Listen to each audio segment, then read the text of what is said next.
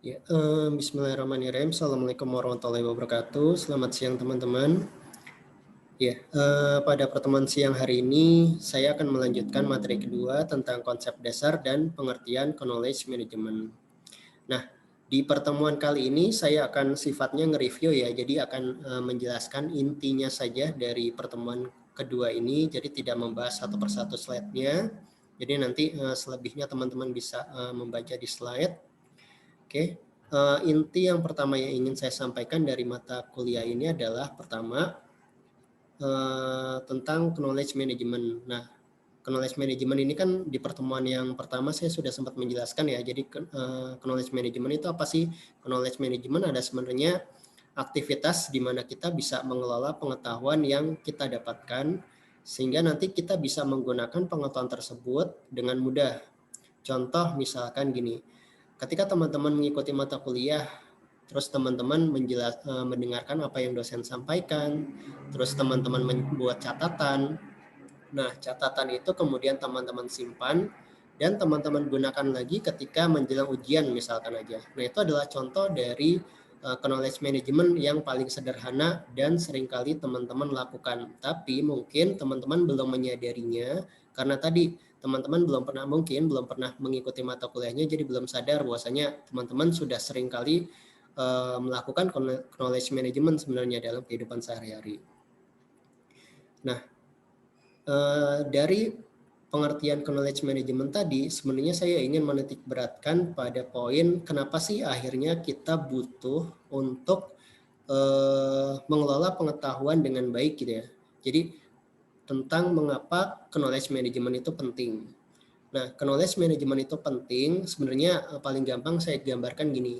Kasus pertama misalkan aja, di sebuah perusahaan atau organisasi, itu kan kadang kita suka melihat adanya turnover pegawai ya. Turnover itu maksudnya pergantian pegawai gitu. Jadi misalkan ada pegawai yang resign, terus nanti nggak berapa lama kemudian ada pegawai baru yang masuk seperti itu.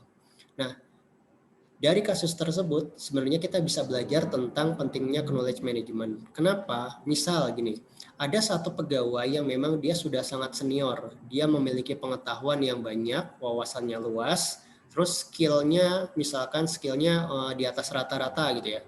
Nah, ketika si pegawai tersebut resign atau keluar dari perusahaan tersebut, tentu kan wawasannya dia, pengetahuannya dia, skillnya dia akan ke bawah dia terus kan ya. Jadi ibaratnya perusahaan itu nggak akan mendapatkan apa-apa dari pengetahuan ataupun skill yang dimiliki oleh pegawai yang resign tadi gitu ya. Nah, kalau misalkan perusahaan tidak bisa mengelola pengetahuan atau knowledge dengan baik, maka sebenarnya perusahaan tersebut akan kehilangan aset berharganya dia gitu ya. Jadi berarti udah ada nih pegawai yang sangat expert di bidang tertentu, tapi karena dia resign, otomatis perusahaan akan kehilangan asetnya dong, aset tadi, aset SDM dan juga aset pengetahuan yang dia miliki. Nah, supaya perusahaan itu tidak mengalami kehilangan pengetahuan yang sangat signifikan gitu ya, maka perusahaan itu kan biasanya suka ngadain yang namanya seminar ataupun transfer knowledge gitu ya, ataupun misalkan ketika pegawai tersebut mau resign, biasanya kan ada masa-masa transisi ya, di mana pegawai yang mau resign itu harus transfer knowledge ke pegawai yang akan menggantikannya dia. Tujuannya apa? Supaya pengetahuan yang dimiliki sama si pegawai tersebut itu bisa dia turunkan, bisa diajarkan ke pegawai baru atau pegawai junior yang menggantikan dia gitu, sehingga perusahaan tidak akan kehilangan sepenuhnya aset pengetahuan yang dimiliki sebelumnya gitu. Nah, kalau misalkan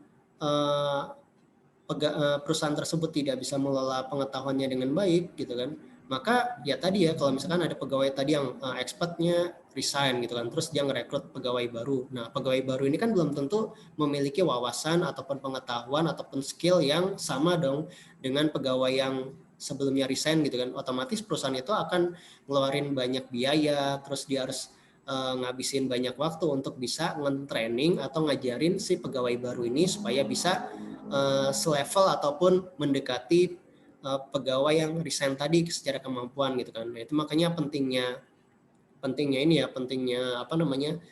knowledge management gitu ya. Nah, contoh kedua adalah kenapa knowledge management itu penting, misalkan gini, ketika kita ngikutin perkuliahan gitu ya, terus kita bikin catatan kayak tadi ya, bikin catatan, terus catatan kita sudah dirapikan. Nah, catatan-catatan itu kan tentu bisa kita turunkan ataupun kita berikan ke adik-adik kelas kita, sehingga nanti adik-adik kelas kita dia akan bisa belajar dari pengetahuan-pengetahuan yang dimiliki oleh kakak kelasnya gitu. Sehingga nanti ketika misalkan ilmu itu semakin berkembang gitu kan, maka pengetahuan tadi kan akan semakin beragam ya. Jadi dari sebuah catatan yang mungkin hanya satu lembar gitu kan, tapi ketika misalkan adik kelasnya membaca catatan kakak kelasnya, terus nanti ditambah-tambahin, maka catatan tadi yang mungkin cuma satu lembar bisa jadi akan berkembang tuh, misalkan jadi 2 lembar atau 3 lembar, karena adik-adik kelasnya ketika dia mempelajari, dia bisa menambahkan ataupun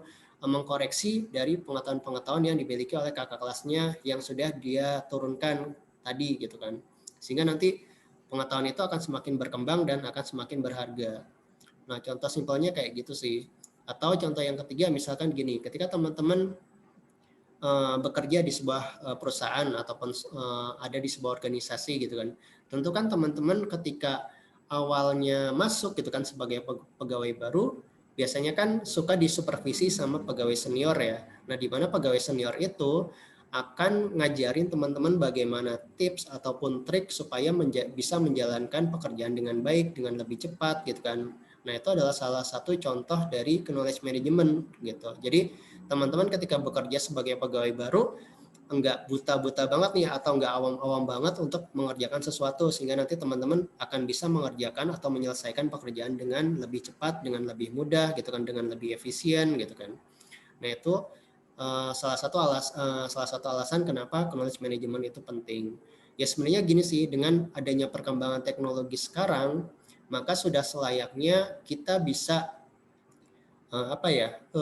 menjadikan itu sebuah trigger ya ataupun motivasi untuk bisa mengelola pengetahuan dengan baik gitu ya. Jadi dengan beragam teknologi, misalkan ada teknologi WhatsApp atau teknologi Messenger yang lainnya gitu kan, ada teknologi Drive, ada teknologi cloud gitu kan, maka ya kita sebenarnya seharusnya bisa memanfaatkan teknologi-teknologi itu untuk mengembangkan pengetahuan yang kita punya dan juga mengelola pengetahuan yang kita punya agar di kemudian hari kita bisa membaca lagi atau menggunakan lagi pengetahuan-pengetahuan tersebut kayak gitu.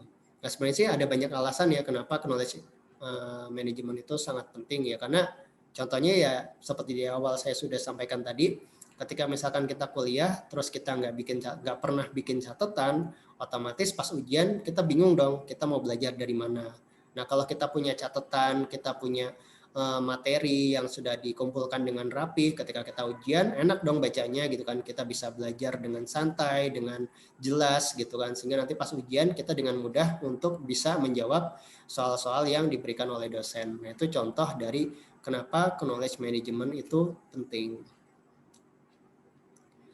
Nah, poin selanjutnya setelah kenapa knowledge management itu penting, kalau manfaat nanti teman-teman bisa baca sendiri ya. Jadi knowledge management itu bermanfaat untuk diri sendiri juga, untuk komunitas ataupun untuk organisasi ataupun perusahaan yang kita ada di dalamnya. Nah, poin selanjutnya yang ingin saya sampaikan adalah sebenarnya knowledge management itu bisa berlangsung gitu ya, bisa terjadi karena ada beberapa faktor yang mendukungnya. Ada faktor manusia, ada faktor teknologi, dan juga ada faktor bisnis proses dari suatu organisasi ataupun suatu perusahaan. Tapi sebenarnya teman-teman, dari ketiga faktor tersebut, faktor yang paling penting sebenarnya adalah di people-nya atau di manusia atau ada di kitanya gitu. Jadi kita itu sadar nggak sih pengetahuan itu penting gitu kan. Jadi kalaupun misalkan kita sadar bahwa pengetahuan itu penting, maka kita tidak akan sulit ya, atau kita akan dengan mudah berbagi pengetahuan dengan orang lain gitu. Jadi jangan kita beranggapan ketika kita berbagi pengetahuan atau berbagi wawasan dengan orang lain itu adalah sesuatu yang merugikan buat kita, tidak gitu kan. Tapi ketika kita berbagi pengetahuan dengan orang lain gitu kan, atau kita ngajarin orang lain, itu adalah ajang di mana sebenarnya nantinya pengetahuan kita akan semakin berkembang dari situ gitu. Jadi ibaratnya istilahnya adalah kita jangan pelit-pelit ilmu dengan orang lain gitu ya. Karena kalau kita pelit berbagi ilmu dengan orang lain, maka pengetahuan kita ya kita cuma taunya itu doang gitu. Beda dengan ketika kita mudah berbagi ataupun mudah ngajarin ke orang lain, maka nantinya pengetahuan yang kita punya pun akan semakin berkembang. Karena kita kan ketika kita berbagi dengan orang lain gitu ya, berbagi ilmu dengan orang lain, pasti di situ nanti akan ada tanya jawab ya, ada diskusi, sehingga bisa jadi nantinya yang belum kita tahu, kita jadi tahu nih dari orang lain, ataupun orang lain mungkin belum tahu tapi kita tahu, sehingga nanti kita bisa membuat orang lain jadi tahu karena pengetahuan yang kita sampaikan seperti itu. Jadi faktor terpenting dari knowledge management sebenarnya ada di manusia ya, atau di people. Jadi semakin canggih teknologinya ataupun semakin bagus bisnis proses di suatu organisasi atau perusahaan, kalau misalkan orangnya aja tidak menyadari pentingnya knowledge atau pengetahuan, maka knowledge management itu nggak akan pernah terjadi atau tidak akan pernah berkembang kayak gitu. Nah, terus selanjutnya adalah teman-teman akan bisa melihat nantinya di slide ya, ada beberapa macam model KM atau model knowledge management. Jadi sebenarnya teman-teman bisa membaca nanti poin pentingnya sebenarnya adalah dari model-model knowledge management yang disampaikan di slide ini.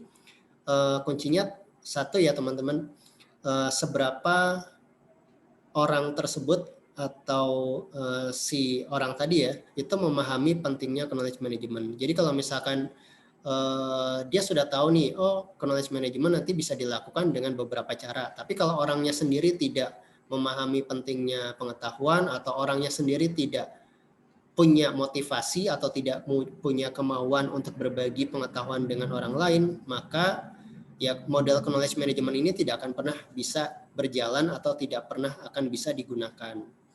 Nah, dari beberapa banyak model knowledge management yang disampaikan di slide, kalau dari saya sendiri sih sebenarnya teman-teman bebas ya untuk mengaplikasikannya nanti dalam pekerjaan atau dalam perusahaan atau di kantornya, boleh menggunakan model apa aja gitu kan. Atau misalkan nanti ketika teman-teman skripsi atau TA menggunakan model knowledge management yang mana aja, itu sah-sah aja. Tapi ya sebenarnya ya tadi ya kembali seberapa paham teman-teman menyadari pentingnya pengetahuan. Dan mungkin kalau saya kasih gambaran dari beberapa macam model knowledge management, yang paling banyak digunakan itu memang model Nonaka Takeuchi. Tapi untuk detailnya seperti apa model Nonaka Takeuchi nanti akan saya jelaskan di pertemuan ketiga. Jadi sebenarnya sebagai gambaran awal aja, model Nonaka Takeuchi ini sebenarnya kita akan belajar tentang alur sih, alur bagaimana pengetahuan itu bisa tercipta, terus bagaimana pengetahuan itu bisa dibagikan, dan nanti pengetahuan itu bisa berkembang dari mungkin hanya pengetahuan yang sederhana karena sering kali dibagikan, maka pengetahuan bisa akan sangat berkembang karena adanya suatu siklus gitu. Jadi model Nonaka Takeuchi ini modelnya itu perubahan ya, perubahan dari pengetahuan tacit ke eksplisit, nanti dari eksplisit ke tacit lagi, dan seterusnya kayak gitu. Nah, untuk detailnya seperti apa nanti di pertemuan ketiga saya akan jelaskan detailnya seperti apa. Cuma dari pertemuan kedua ini ya ingin saya sampaikan tadi ya, poin pentingnya adalah apa itu definisi knowledge management, contoh paling sederhananya apa di dalam kehidupan kita, terus apa pentingnya knowledge management, kenapa kita harus tadi ya, kita harus menerapkan knowledge management, dan faktor-faktor terpentingnya apa aja, seperti itu. Ya karena sifatnya review, maka mungkin sekian yang bisa saya jelaskan. Nanti kalau teman-teman ada yang mau disampaikan atau ingin ditanyakan bisa melalui grup. Oke, itu dari saya, kurang lebihnya maaf. Assalamualaikum warahmatullahi wabarakatuh.